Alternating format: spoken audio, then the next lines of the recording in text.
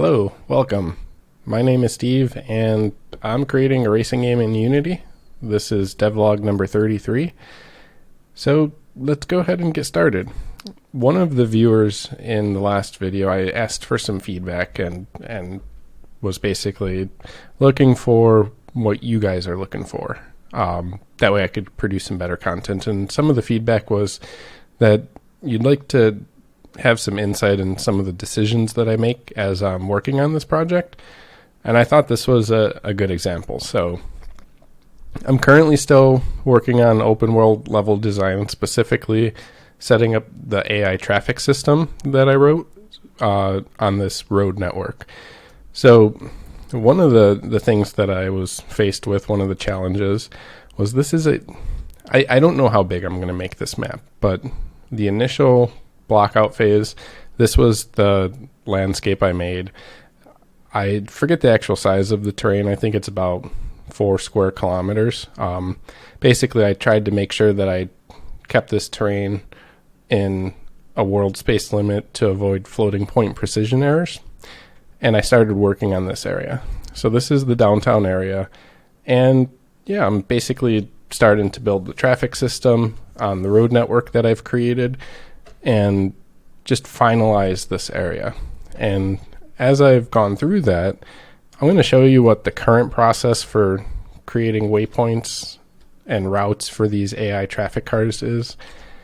And basically what I would do is I would press Control-Alt-R to spawn a waypoint route, and then I would hold Alt and left click on the scene view, and that would allow me to spawn waypoints. And I would basically do that throughout a lane, and once I spawn those points, I would grab them and I would align them on the x-axis, for example, and just make sure they're all even, because when you left click, you're going to get some points that go into different areas, like they'll be offset from each other, and that would cause the AI car to weave a little bit. So I wanted to make sure they were all straight. Anyway, that's the process. And you could see that for a very large road network, that would be a lot of work. A lot of clicking. And also, once I create this route, the next step would be to connect the routes together. So the first point from this route would need to be, let me go ahead and, usually my workflow when I do this is I disable all of the 3D content. That way I don't accidentally click on it. So I'm building my AI route networks in this open world scene. And then I have an art scene, which basically has all of the geometry. So that's where the road network actually is. But I bring the road network into, I basically have both scenes loaded in Unity so that I can see where I need to place my paths and just basically build in that setup. So once I have my new route set up, I need to connect another route to it. So I would grab the waypoint from one route, which is waypoint 18 on this route. It needs to have a connection to waypoint 1 on the other route. So I would basically go and I would drag that in and assign the new route point. So you could imagine as I create more and more waypoint routes with all of these points, that's a lot of objects to dig through. So to solve that first workflow issue, what I did was I created a route connector window for the traffic system. So if I select traffic system and route connector window, I get this little window. And what I could do with it is I could load routes. And once I press that button, notice above each waypoint, I have a from, or an F and a T box, from and to. And if I were to zoom out, every single waypoint has those. And if I zoom out more, because I'm drawing more handles in the scene, I could unload the routes, go to where I need to go, and then load the routes again and just work in that area. So let's go back over to this new intersection that I just made. I'll go ahead and load the routes. And we could see, like, if I click on this debug option, I have 159 waypoint routes loaded. As I build up the city, especially if I were to use the entire landscape that I showed you, you could imagine that there might be something like 1,000 or more routes. And actually going and digging through each of those object arrays, it's just going to take a lot of time to make the connections you need. So with this window, what we do instead is basically just select this point, which is right over here, from, and then go to this point, select 2, and connect route points. And now I have a connection between those 2 points. It's effortless, it takes seconds, and yeah, that was a huge workflow improvement for me. The next tool that I ended up building to make this system a little bit easier to work with and set up was a spline tool. So let me go ahead and show you that.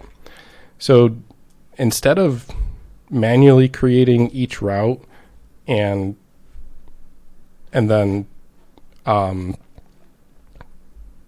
left clicking on the road to create each route point, now what I would do is, let me go ahead and minimize all of this. I would select Tools, Simple Traffic System, Route Creator. And this gives me a Route Creator object, and it's basically spline based. So it follows the same concept in that I hold down Alt and I could left click in the scene view to start placing points. So I'll go and place points along the middle of this route, or this road, I should say.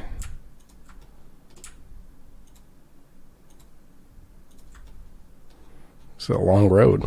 So you could imagine creating waypoints for this road would be pretty labor intensive.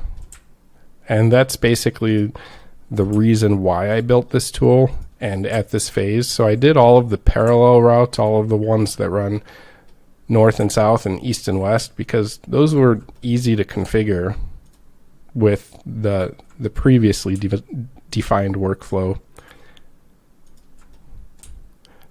And once I was done with them and I was looking at this network of curved roads that all have inclines,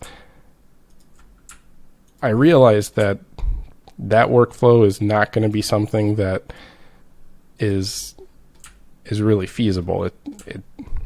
I can't use it, so I would basically have to click thousands of times to generate all of these points, and then I would probably have to manually move a lot of these points.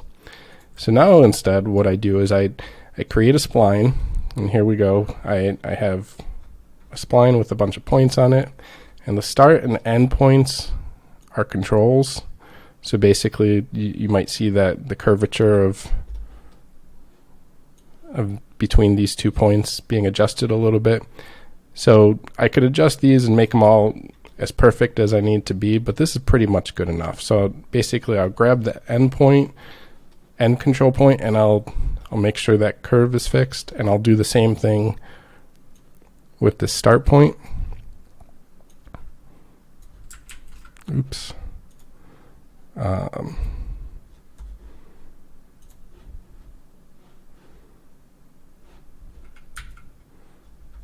Oops, that's why I couldn't find it. It's the start point that I wanted to move. So anyway, I create a spline, and I have a spline down the center of the road, and it's following the incline. So the points that are being created are basically just snapping to the road. The next thing I would do is I would select the number of routes that I want. So I want 4 routes, and I want their waypoint frequency. Let's say I want something like 0.01. It might need to be a little bit lower than that. And then I'll hit refresh, and that's going to generate 4 waypoint routes for me. And you could probably see that there's actually waypoints already generated on these routes. The next thing that I would do is I would define an offset for each of these routes. So for route 1, let's try something like 8. and then I'll click refresh. And that basically offsets the route and all of the waypoints. I think it will need to be a little bit more. Let's try 9 and see where that gets us. So 9 looks good. And then let's try 4. Let's try 3. 3 looks a little bit better. And then so for the other 2 routes, it's just the negative version. So -3 and -9. Then I'll hit refresh. And now I have my waypoint routes automatically set up for this large road network segment. And the next thing that I could do is I could select these 2 waypoint routes, and I could press reverse waypoint. And now they're traveling in the opposite direction. And then I would just go through and create the little segments for this area, for the turning lane area, basically, where the road is a little bit more complex. And I would manually configure those. And I could use that route connector window that I showed you previously. So I don't have to actually dig through or do much manual work anymore at this point. So previously, if I would have had to configure this route segment, I think it would have taken me maybe 10 to 15 minutes, and it would have been a lot of clicks, and it would have been a little bit frustrating. But now, because I used the spline and I generated these in a procedural way, it's just so much easier. And basically at this point, now I can actually finish configuring all of these routes with traffic setups and basically finish building out this little portion of the open world. So yeah, that was a problem that I had to deal with, and my goal was to reduce the amount of work that needed to be done, because if any of these changed for some reason and I have to redo the route, that could be something that was frustrating. And yeah, anyway, this is just a much better workflow. Anyway, I hope that helps. This was some of my workflow and thought process and problem solving that I deal with, specifically for implementing the traffic system. Thanks for checking out this video. Bye.